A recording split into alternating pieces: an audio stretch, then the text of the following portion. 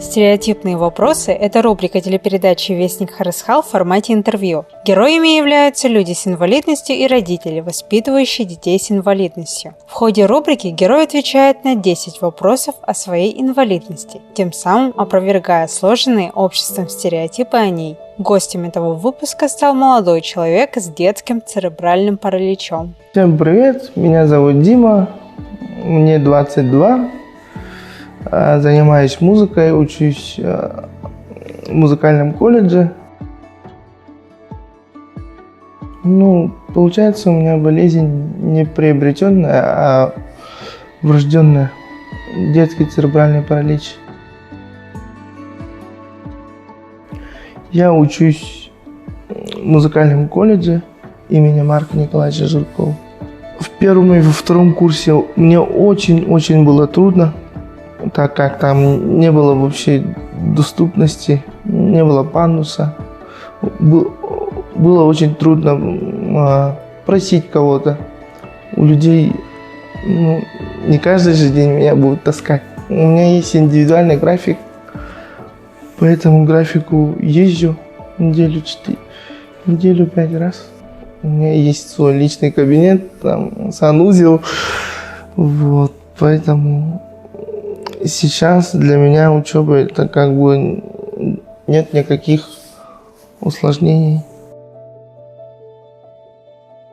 Я по дому свободно передвигаюсь, сам заправляю, сам по комнате убираюсь, но только не готовлю.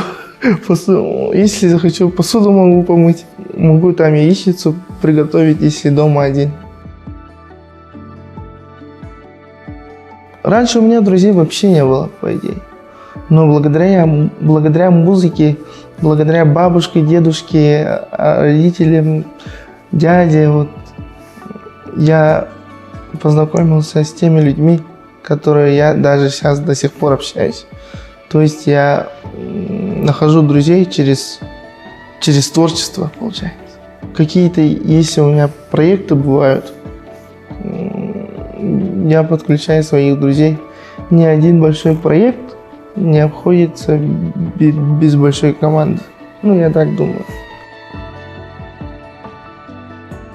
На машине, если даже пешком, то, наверное, с помощью людей, с помощью друзей. В основном в машине. В Якутске, по мне так, очень мало пандусов. Нету в жилых домах.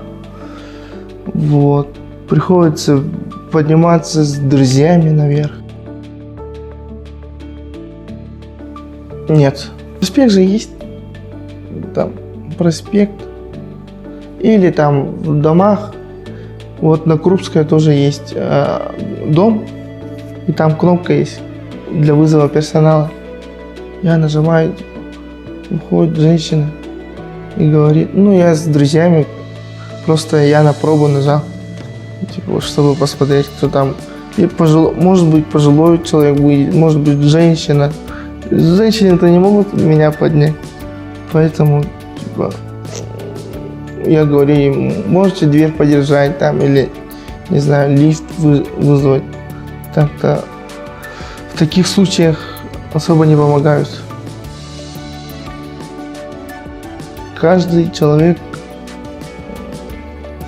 сам решает, наверное, что ему приходится делать, чем ему заниматься. Я считаю, что для нас, людей с инвалидностью, особо таких трудностей нету, но зависит, какой степень болезни у человека. От этого тоже зависит, чем будет человек заниматься. Так-то я сам занимаюсь музыкой с 8 лет, с малых лет. В детском саду, к сожалению, не был. Обучался в школе на домашнем обучении.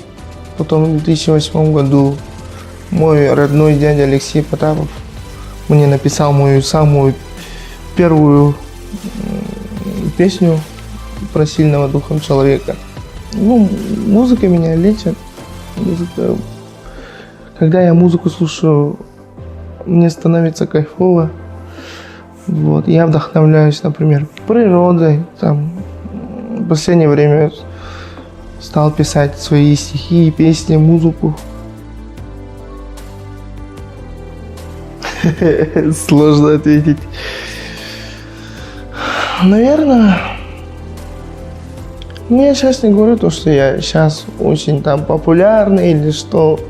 Просто я не считаю себя каким-то там звездой. Сейчас очень много молодых ребят, которых сейчас время Инстаграма. Поэтому человек может уже сам, если человек поет хорошо, без чьих-то помощи он может взять и выложить в Инстаграм, там, ТикТок, не знаю, Ютуб. В то время моя популярность была в моих песнях. Наверное, в моих песнях есть смысл. В каждой песне, где я пою, есть какой-то все равно смысл. Говорят, да. Сам по себе я очень ленивый человек, если... как ленивый? Просто от человека самого себя зависит. Вот. Да, по идее могу. Посещают какие-то мысли странные. Самому же, надо не кому-то, если я встану, самому же будет легче. А так, конечно, хочется. Говорят же, я на инвалидной коляске, что я могу делать на инвалидной коляске? Не надо так думать. Надо идти вперед, надо быть сильным. И несмотря на то, что ты на коляске, надо быть жизнерадостным.